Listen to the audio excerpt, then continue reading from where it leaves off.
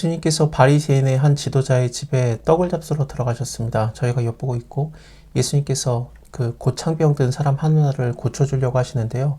신체 조직 간의 림프액 장액이 많이 괴어서 몸이 붓는 병이라고 하네요. 이렇게 아파하는 사람이 있는 것을 보고 예수님께서 대답하여 라고 나와요. 이 대답한다라는 게 뭔가를 이 사람들이 질문을 했으니까 예수님이 대답을 할 텐데 질문의 내용이 없습니다. 위의 내용과 연결해서 보면은 13장에서 18년 동안에 귀신 들려서 꼬부라져서 펴지 못하는 그 여인을 고쳐주셨잖아요. 그때 이 회당장이 얘기했던 것이 안식일 날에 왜 하냐라는 거였거든요. 이것을 쭉 따라오면은 예수님이 그 대답을 하는 것이 안식일 날 이래도 되는가, 그러니까 사람을 고치는 것이 맞는가라는 거에 대한 대답을 한다라고 볼 수도 있겠습니다. 일단은 안식일을 지킨다라는 것은 우리가 생각하는 것처럼 좀 쉰다라는 그런 개념을 훨씬 뛰어넘어서 하나님의 율법의 굉장히 대표적인 거거든요. 그러니까 율법을 우리가 어떻게 받아들여야 되는가에 대해서 예수님이 얘기를 하는 거예요. 그러니까 우리가 율법을 지키기 위해서 열심히 뭔가를 해야 되는가, 아니면 하나님께서 율법을 주신 이유가 우리를 위하신 것인가라는 것을 한 번 더 깨우쳐 주는 겁니다. 결론부터 말씀드리면은 하나님께서 우리를 위해서 율법을 주신 겁니다. 우리가 율법을 위하는 게 아닙니다. 안식일날 병 고쳐주는 것이 합당하냐 아니냐, 저희가 잠잠하거든 예수님께서 그를 데려다 고쳐 보내시고 또 저에게 이르되 너희 중에 누가 아들이나 소나 우물에 빠졌으면 안식일이라도 곧 끌어내지 않겠느냐. 이것은 성경 말씀이 아니라 바리새인들이 만든 법에, 랍비들이 만든 법에 안식일날에 우물에 소나 아들이 빠지면 건져도 된다라는 법이 있어요. 왜냐면은 그들이 빠졌을 때 그렇게 우물에 빠져 죽어버리면 일종의 시체가 우물에 있으니까 그 우물을 쓸 수가 없잖아요. 그래서 예외 사항을 둔 거예요. 아들이나 소가 우물에 빠지면 안식일이라고 해도 끌어낼 수 있다라고 자기네들이 마음대로 법을 만든 거예요. 그러니까 너희도 그러지 않느냐, 나도 그러겠다라고 하면서 예수님이, 사실 이게 하나님의 법도 아닌 거거든요. 하나님의 율법도 제대로 이해하지 못했었고 또 자기네들도 이상한 법을 만들어서 지키고 그랬었어요.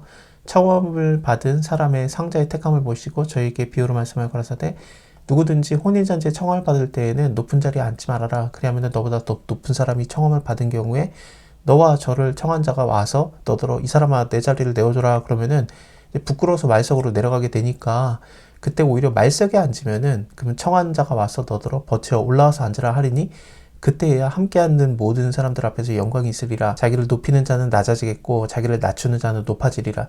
이것은 지금 현재 이 땅에서 내가 낮은 자리에 앉아라라는 느낌보다는 천국의 얘기를 하다가 얘기하시는 거거든요.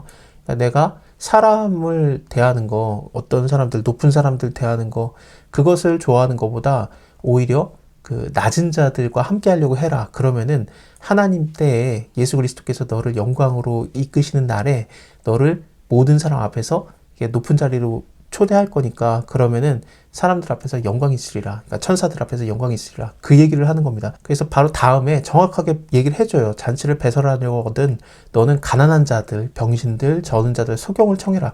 실질적으로 낮은 자들이에요. 그들과 함께 하면은 하나님의 때에, 부활 때에 너가 높은 자리, 모든 천사들 앞에서 영광을 받을 것이라. 뭐 이런 식의 얘기를 예수님이 헷갈려 할까봐 바로 설명을 해준 겁니다. 함께 먹는 사람의 하나가 이 말을 듣고 아, 하나님 나라에서 떡을 먹는 자는 복이 있겠구나. 이 위의 얘기를 들었을 때 자기도 모르게 나도 하나님 나라에서 파티에 초대되고 싶다라는 얘기를 한 거죠. 그거에 대해서 예수님께서 더 얘기를 해주십니다.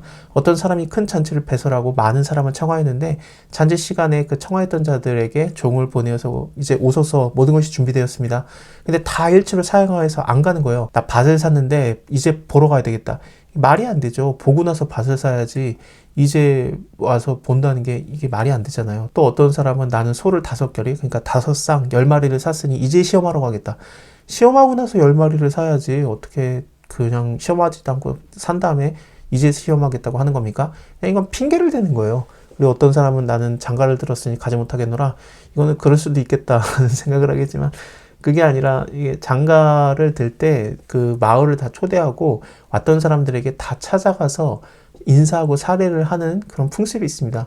근데 이런 큰 잔치면은 자기의 결혼식에도 왔던 사람들도 다 와 있으니까 한 번에 인사를 할 수 있는 좋은 기회거든요. 이 모든 게 뭐냐면은 그냥 핑계를 댄 거예요. 하나님 나라는 어떠냐? 숨겨진 게 아니라 이미 하나님께서는 우리를 그의 잔치로 초대하셨다라는 얘기입니다. 근데 핑계를 대고 안 가고 이렇게도 안 가고 말도 안 되는 말로 저렇게도 안 가고 그런다는 거죠. 종이 돌아와서 주인한테 이걸 다 얘기하니까 집 주인이 화가 나서 그 종에게 이르되 빨리 시내로 거리로 골목으로 나가서 가난한 자들, 병신들, 소경들, 저는 자들을 데려와라. 예수님께서 이 자들을 초대하라고 했잖아요. 그렇습니다. 이들을 데려와라 했더니 종이 가로되 주님이 명하신 대로 했는데 오히려 자리가 남아 있어요. 주인이 종에게 이르되 길과 산울로 산 울타리로 가서 사람들을 강권해서 데려다가 내 집을 채우라. 내가 너에게 말하노니 전에 청하였던 사람은 하나도 내 잔치를 맛보지 못하리라. 그러니까 하나님의 나라에 초대되는 것은 모두에게 다 일단은 얘기가 됐고 하나님의 복음은 여기저기 다 선포가 되는데 주님의 말씀을 받아들인 자들은 가난한 자들, 병신들, 소경들, 저는 자들 뿐이었다라는 얘기를 하는 거죠.